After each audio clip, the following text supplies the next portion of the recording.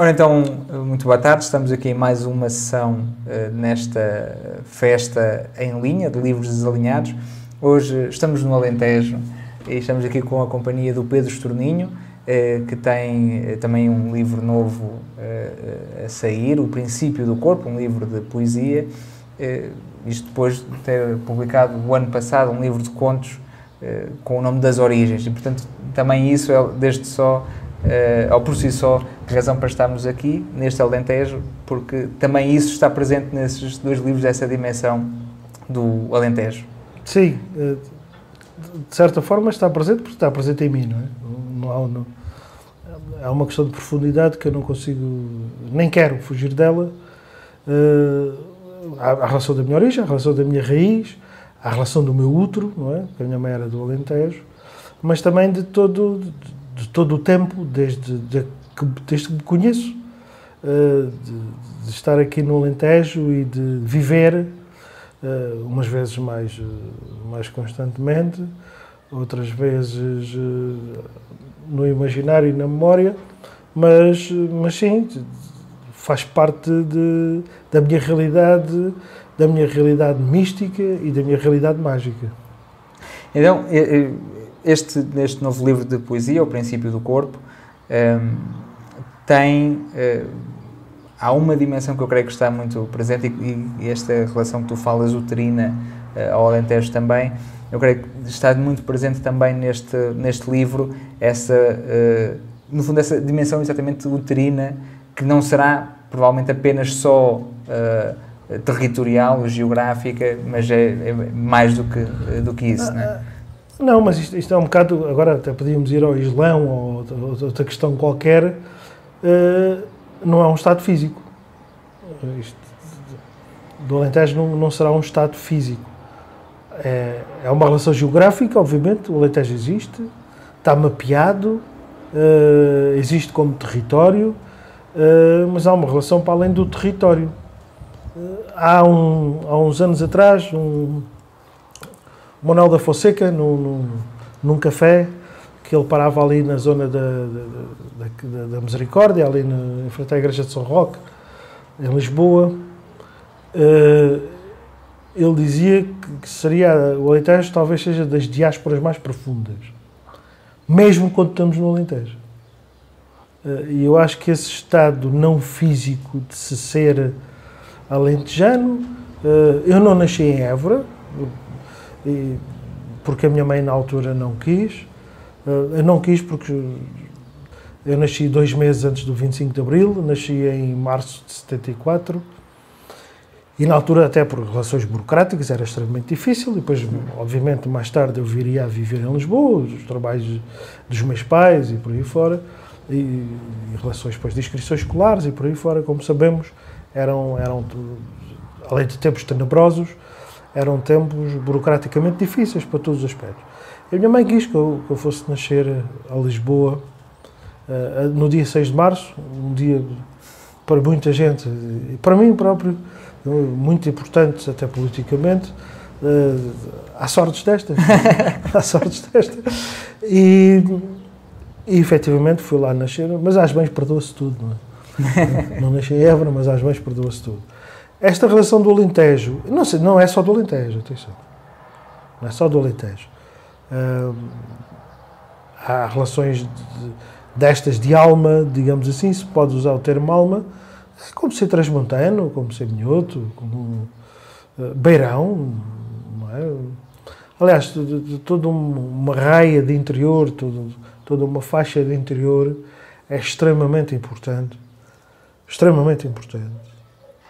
E há uma raia que tem sido altamente esquecida há anos, e talvez por causa disso também se vinca muito mais esta presença dentro do corpo de cada um de nós. Esse é um aspecto, essa dimensão da raia, que aliás no outro livro das Origens dá até o título a um dos contos, O Rio da Raia, mas que eu creio que está presente, também está presente neste, menos provavelmente, claro, mas que no outro está muito presente, e que, na minha opinião, também faz com que sendo um livro alentejano, e em boa medida só é possível ser um livro alentejano, acaba por ser também um livro de uma certa Portugalidade e de todo um interior, né? Portanto, no fundo, como um depósito de uma certa Portugalidade, vamos chamar-lhe assim. Sim, quer dizer, porque vamos falar da relação do interior, do litoral, se quisermos apontar. Aliás, o único litoral horizontal em Portugal é o Algarve. O resto é uma faixazinha de língua de 50 km que vai desde que pomos o pé no mar até uma suposta fronteira do país de ninguém. Quer dizer, de uma costa até uma fronteira onde não vamos mais do que 200 e poucos quilómetros, é completamente ridículo falarmos em interior e litoral perante outros países e outras relações de outros países com a sua costa. Mas é evidente que esta relação de interior existe como palavra não é possível fugir dela, é o interior, ponto. É o interior, ponto. Mas o litoral é um enorme cheio de gente do interior.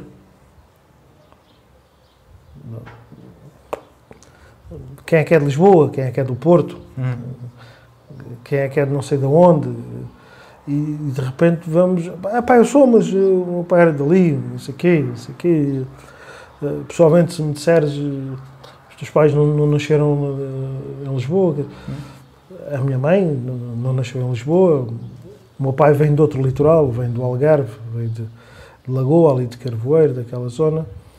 Mas na relação do litoral interior, e tão vincado que está,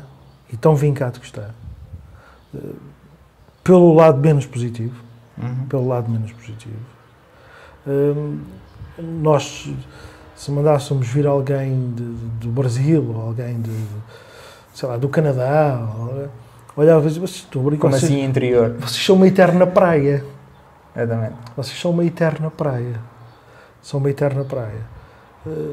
E esta divisão territorial acaba por ser também um espaço psicológico. Aliás, é mais um espaço psicológico do que real, do que geográfico. Exatamente. Né? Agora, tu há um bocado falaste vou dizer aqui um pequeno salto, mas porque eu, apesar de tudo, tenho algumas passagens. Falaste há um bocado do Manuel da Fonseca, que é, aliás, a epígrafe deste novo livro, O Princípio do Corvo, abre com dois excertos, dois poemas do Manuel da Fonseca, Partir e Antes que Seja Tarde. E o Manuel da Fonseca também tem essa, embora seja de um Alentejo litoral, também, efetivamente, independentemente dessa dimensão geográfica, mas não deixa de ter essa dimensão alentejana real, não é? E depois essa ponte muito clara entre a cidade de Lisboa, também, que está muito presente na sua obra, e o Alentejo. E eu creio que isso, não quero aqui encabular-te com isto que eu vou dizer, mas há uma certa... Eu creio que é justo dizer que há muito Manuel da Fonseca também, quando uma pessoa lê os teus textos, pelo menos eu creio que não será injusto fazer uma tal afirmação. Não, pois, não sei. Talvez, sim, talvez. A mim pessoalmente interessam-me as pessoas. Mesmo quando há ficção, interessam-me as pessoas, não é? E através das nossas verdades podemos contar grandes mentiras. Mas também o contrário. Apesar das grandes mentiras que escrevemos, está sempre no fundo e na base uma verdade. O Manel ia muito mais longe. O Dinis Machado, o Mário Dionísio, no prefácio da obra poética do Manel, escreve uma coisa lindíssima. O Manel é a história que conta. E o Manel era um contador de histórias impressionante, não é? Era um contador de histórias impressionante. Independentemente de escrever ou não. Independentemente de escrever ou não. E se ele tivesse escrito tudo, era uma coisa fantástica. Aquilo era uma coisa fantástica. Mas mesmo essa relação litoral do Manel de ser de Santiago de Cacém. Santiago de Cacém, o que é agora, não era o que era. Não se ia à praia há 40 anos ou há 50 com a mobilidade que se vai hoje. Mesmo assim, Santiago de Cacém fica a 14 km da praia. E Santiago de Cacém, o Cerro Maior, não é? Aquele Cerro Maior que ele chamou Cerro Maior, tem outra fronteira. Está muito colado depois ao Cercal do Alentejo. E a partir do Cercal começa o movimento da seca, o movimento do campo, dos trabalhadores agrários, e ele consegue se pôr nesse ponto, que é a dificuldade dos pescadores, da vida da pesca, daquela gente que está a 15, 20 km da pesca e já não está a viver diretamente disso, e que tem que se bandear, porque depois 20 km para lá já era a seara, já era o campo. Ambas são mortes diárias. Ambas são mortes diárias e cada um, todos os dias, perde um pouco da sua vida. Na dificuldade do trabalho, na dificuldade do trabalho dos pescadores, na dificuldade do trabalho do campo. E ele conseguiu, talvez por ter nascido ali, por ter tido os pais que teve, os avós, principalmente, duas famílias completamente diferentes, a família da mãe e a família do pai, uns miguelistas refugiados que foram para o Cercal do Alentejo e outros republicanos revoltosos que ficaram em Santiago de Cacém. Portanto, é um homem que conviveu durante a vida toda com esse limbo, com essa diferença. E essa questão da cidade, para o Manel, também foi a mesma coisa, porque depois confronta-se com Lisboa, ele vai estudar para Belas Artes, não é? Não acaba o curso, obviamente, como qualquer pessoa que tenha um mínimo de dignidade, não acaba o curso, mas a área dele era as letras. Aquilo foi um seguimento do pai. O pai do Manel era um excelente pintor, era um pintor impressionante. Agora, se a minha escrita é parecida com a dele, eu acho que a escrita de toda a gente que se preocupa com as pessoas acaba por ser um bocadinho semelhante entre si. Semelhante entre si. Pronto, com alguns cunhos de diferença, com alguns estilos, se podemos falar de estilo, mas a preocupação está constante, a preocupação com as pessoas, com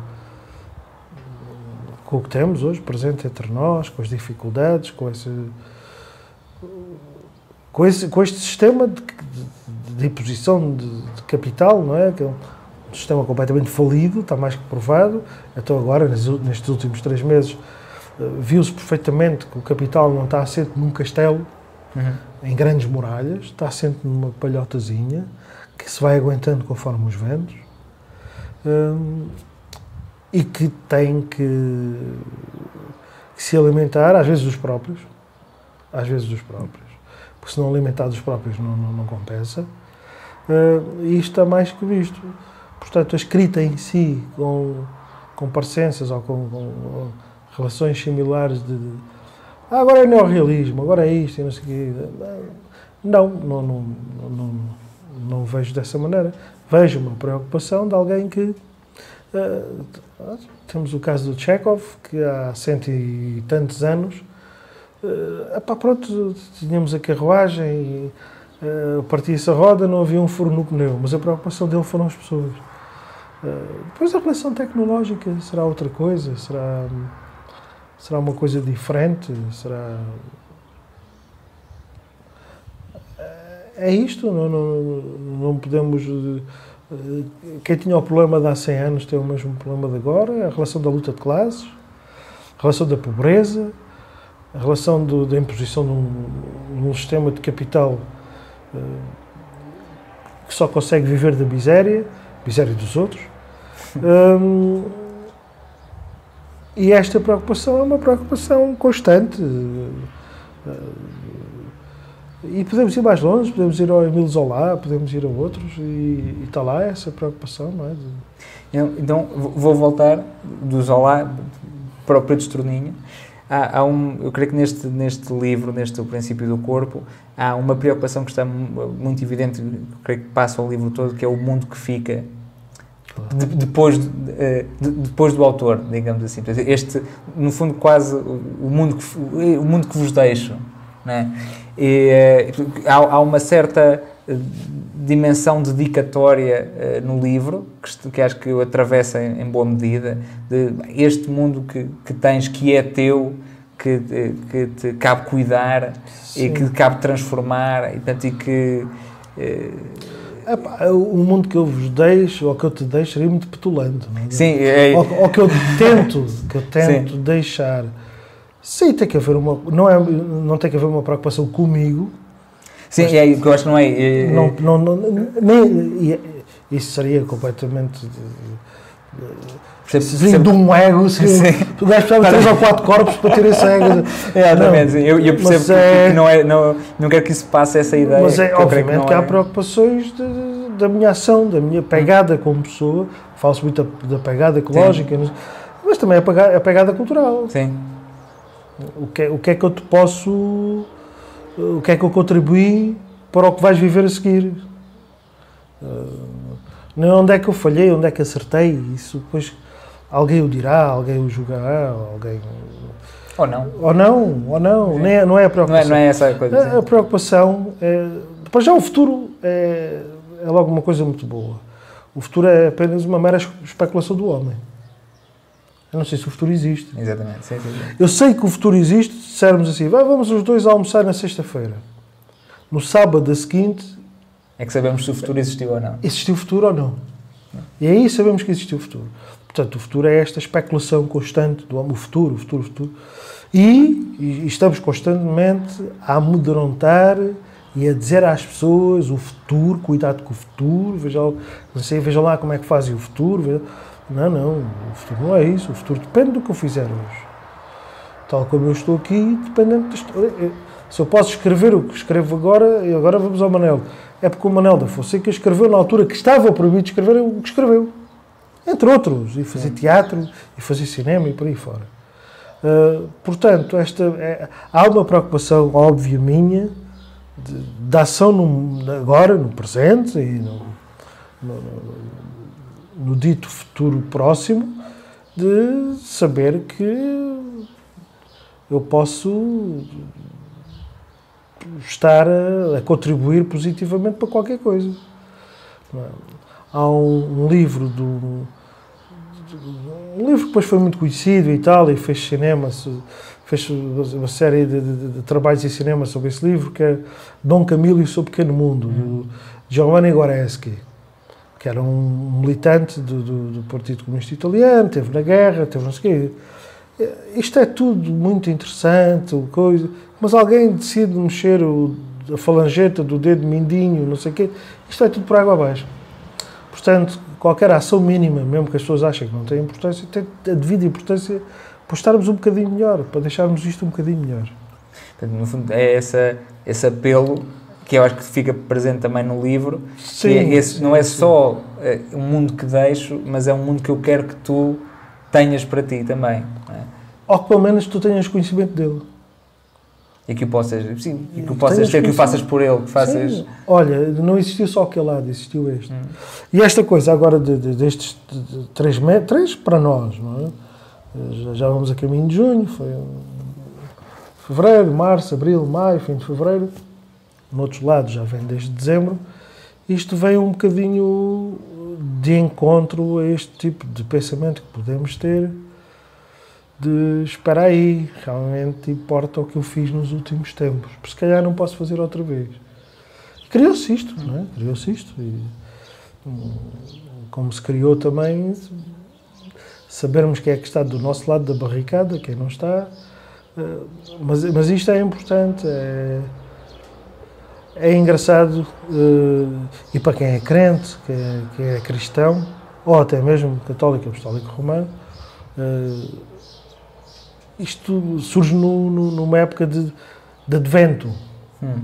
Não é de advento que alguém há de vir, é o que de novo vem, não é? Porque o primeiro advento é o do Natal, é o de dezembro. Isto surge numa espécie de advento individual para todos nós. Espera aí, caramba, agora vou parar mesmo, agora vou ter que pensar mesmo. E também nos trouxe outras coisas, outra coisa que a literatura nos traz quando conseguimos, que é: eu agora sou obrigado a ter tempo. E só sou entretido se quiser. Porque não havia espaço para a análise, não havia espaço para a reflexão, só havia espaço para a opinião imediata, direta, com parcos segundos de reação. Mesmo se quisesse andar, muitas vezes, em espaços públicos e privados, seja edifícios públicos, seja edifícios de centros comerciais, seja lá o que for, até mesmo se fosse sozinho no elevador, havia lá uma musicazinha que não te deixava estar sozinho. Portanto, o espaço de reflexão, o espaço de análise foi sendo retirado e foi sendo ocupado por um espaço de entretenimento. Estava sempre a ser entretido. Agora é música, agora é uma poluição qualquer visual, uma poluição qualquer sonora. A publicidade será o exemplo mais evidente, não consegues andar em lado nenhum e quando sem ser não era com publicidade, isso, havia qualquer coisa assim muito ténue. Mas porquê é que eu tenho que ter neste elevador e ter que haver um sonzinho? Porquê é que E de repente estavas 10, 11 horas do teu dia a receberes.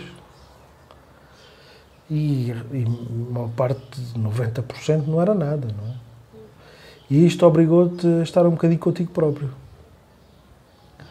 Um espaço que a literatura te permitiu durante anos, que era estares em contacto direto, porque tu decidiste.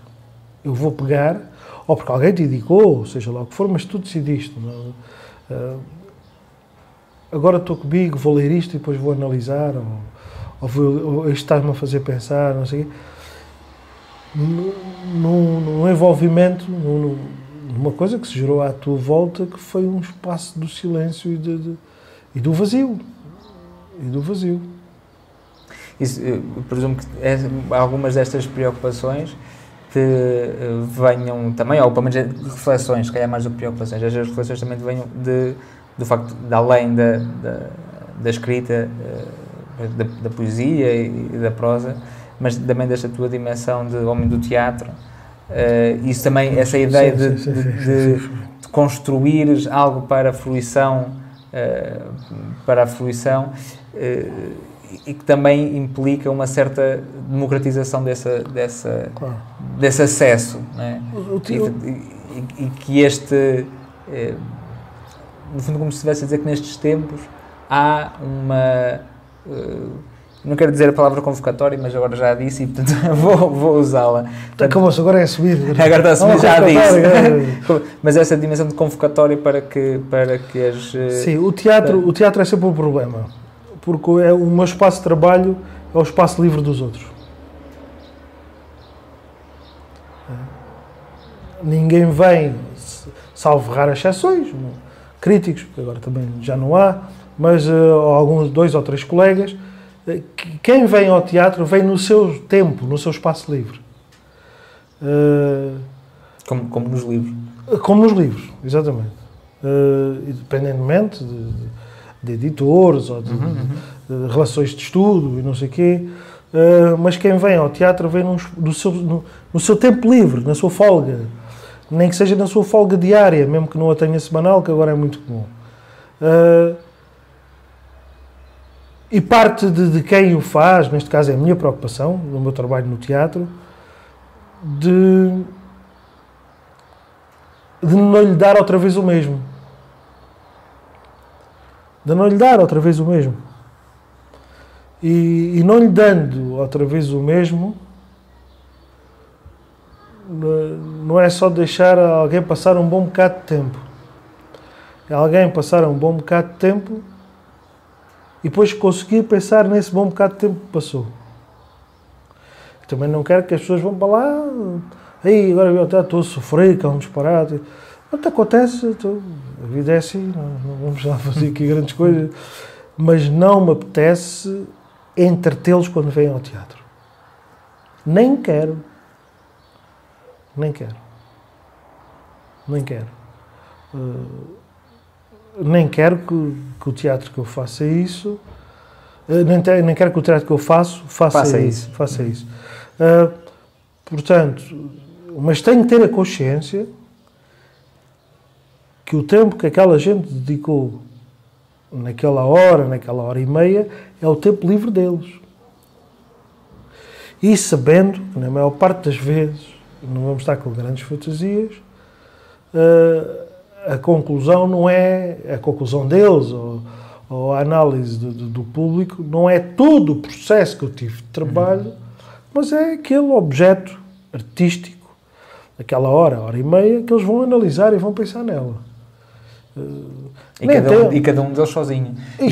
Cada um deles sozinho. Portanto, cada um terá visto a sua peça. Eles não têm a obrigação de dizer, estes gajos panaram, andaram aqui 2 meses, andaram aqui... Não. Mas eu acho... E, ao pensarmos isto, ou eu, pronto, não quero falar num plano mais geral, mas eu ao pensar nisto, também tenho que ter a preocupação social, a preocupação política e artística. Porque se eu tivesse só a preocupação política, sem ser mediada pela arte, pelo teatro, então não posso ir para uma fábrica, vou para um sindicato, vou para uma coisa. É mediada pela arte. E mediado pela arte também tem que dar o prazer.